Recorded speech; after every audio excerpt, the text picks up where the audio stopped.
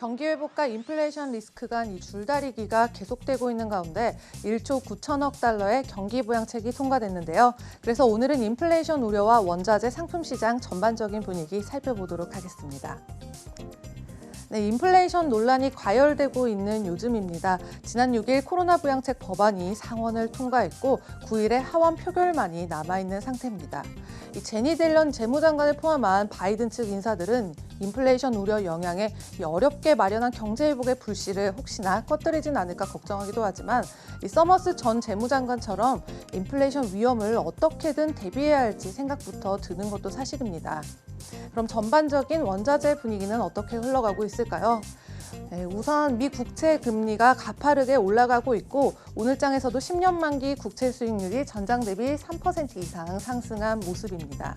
그리고 3대 곡물인 대두와 옥수수 그리고 소맥 등은 지난해 가격 하락 요인으로 작용했던 원인들이 점차 약화되고 있기 때문에 상승세가 이어질 텐데요. 이 기상이변에 따른 작황 부진 문제나 또 중국의 사료용 수입이 늘어나면서 가격 랠리가 이어지겠지만 그간에 너무 빠르게 급등했던 때문에 이 속도가 다소 진정될 것으로 보이고 있습니다. 그리고 이어서 구리 가격입니다. 구리는 톤당 9,000달러 내외로 움직이고 있는데요. 2월 25일 2011년 8월 이후 최고가를 경신했고요. 또 중국의 성장세와 함께 재고 감소 등의 영향 때문에 이 타이트한 수급 상황이 지속될 것으로 보이고 있습니다. 네, 또 수요의 약 40%가 자동차 산업이 차지하고 있는 백금인데요.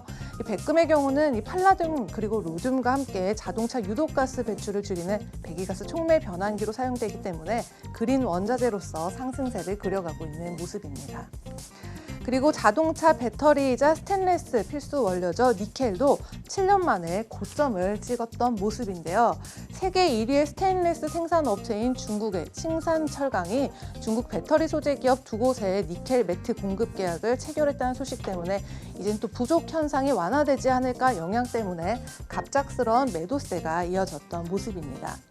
하지만 이 업계에서는 칭산철강의 신기술이 니켈 가격을 지금처럼 쭉 떨어뜨리게 될지 아니면 까다로운 기술적 한계에 부딪히게 될지 의견이 분분한 상황입니다.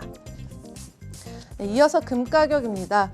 이 워렌 버핏은 지난 4분기에 금강업체에서 석유업체로 투자 포인트를 교체했는데요. 현재 금 선물 4월물 가격은 온스당 1,700달러 선을 오르내리고 있고요. 네, 오늘 장에서는 전장 대비 1.2% 빠진 1,677달러에 마감을 했습니다. 그래서 비트코인의 영향과 금리 상승에 따라서 금값은 하방 압력을 받고 있는 모습입니다. 네, 그리고 마지막으로 국제유가 살펴보겠습니다. 네, 오늘 장에서 WTI는 2% 정도 빠진 64달러 선에 거래가 됐고요.